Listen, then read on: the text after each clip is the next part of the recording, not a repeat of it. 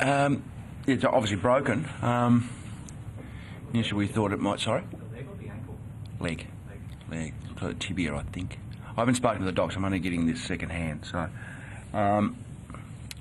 we thought it might have been in the box, we thought it might be the 12-month job, but then we were told maybe a rod and maybe by Christmas, and now we're told, depending on what they find, it's not a compound fracture, so it hasn't broken the skin.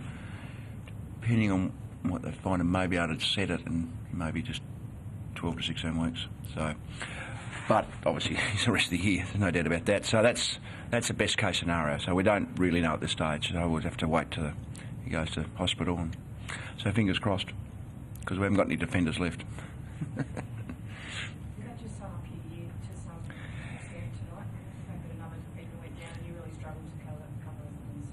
Yeah, well, obviously Tommy was out and we knew we were going to be undersized a bit, and Dale going. I thought even at that stage we were pushing hard and had our chances in the third quarter to put some real pressure on them. A couple of missed chances and brings us back to 2 or 3 goals. We had a bit of confidence up, but and then in the last quarter got back to 4 or 5 what it was, and then Dale go down. We were just really out in their legs. Then our back line was, we just couldn't rotate.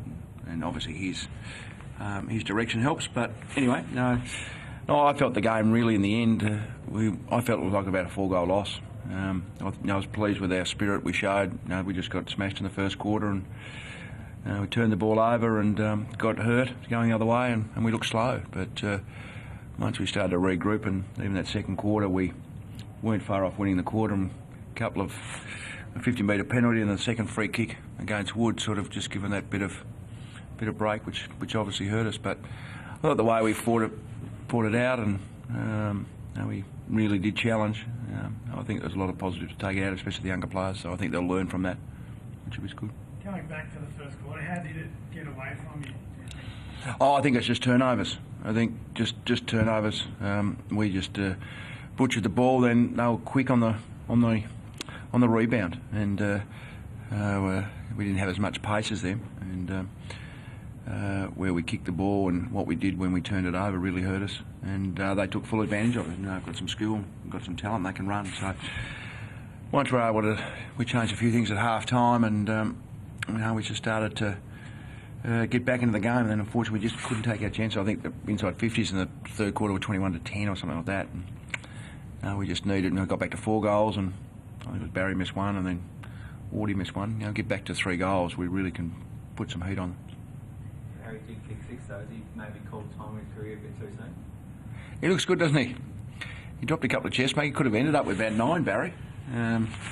He missed that couple, and then a couple of chest marks he dropped. So, I think as a club you'd love to have him again next year. But I think he's just getting through each week. To be honest, getting on the track. So I think he can see the finish line. But he looked good again tonight.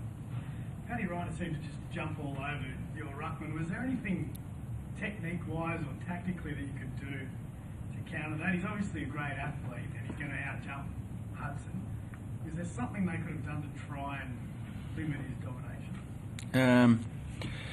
I think it's always a difficult one with the free kicks and whatever. I thought Ruffy was over the leap, Ryder can jump like that. It's very difficult to stop.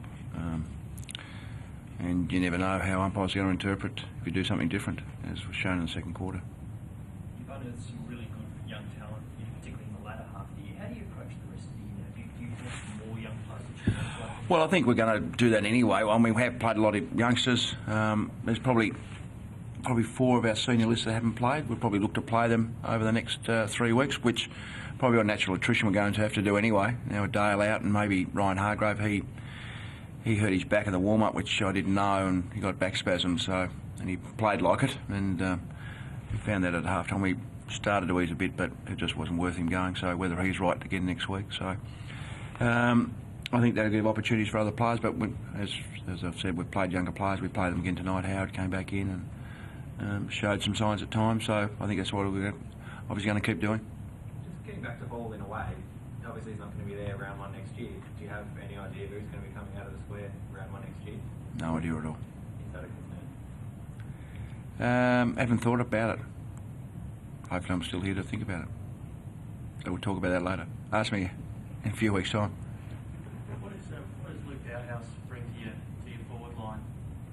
Oh, he brings the whole team. It's just a spark. He was as much as anyone. It's in the second quarter that kept us in it a little bit. Split the lines. I mean, just with speed.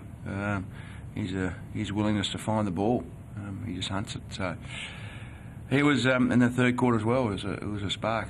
I think what we're seeing as well. Hopefully, he can get a NAB Rising Star because I think he deserves one. So I think the way he did, he was as much as anyone. The catalyst that got us back in the game. And but I think we're seeing too the downside of not having a pre-season. He just gets tired. He's carrying a big load for a kid, and he fatigued a little bit towards the end of that third quarter. But yeah, you just wish you could put his intensity and effort into 22 players. Still on Dale House, it's such a tactical game, but sometimes when you see someone like him, it's just about spirit and having a crack. Is there any way to encourage the others to be like that? I know he's young. Well, I think because he's got speed. I mean, there's not many players who got speed like him. There was once he was bounced through the middle and he's running away from, I think it was Jeddah. Jeddah's got real wheels. So it shows when you've got... I think what you're trying to educate players is whatever assets they've got is to maximise those assets, is to play to your strengths. A lot of players don't. A lot of players who are big or they've got pace or they've got height, they don't play to their strengths. So you're trying to think more about, some people think more about what they can't do, where Luke knows what he can do. And really tactically we changed, we put him on the wing, we put him on the ball, and he's started to kick goals as well. So I think it showed he can play in all different spots. But I think it shows too, if you persist and you've got effort, then you know that you make things happen. I think it's now mathematically possible that you're out of the finals race and all that sort of thing. Does that in any way change your approach to Kearney? Like in the sense that you might put him in Cotton Hall for the rest of the year? I haven't thought about that either. We were hopeful that he'll play next week, so obviously we'll look at that during the week. So again, I'll let you know Tuesday, Wednesday. At 23 points down, when you get that charge on, I mean, how costly then were a couple of goals gave up in the second quarter? I think there's two things that I mentioned. I mean, that second goal to Davey and the 50-metre penalty.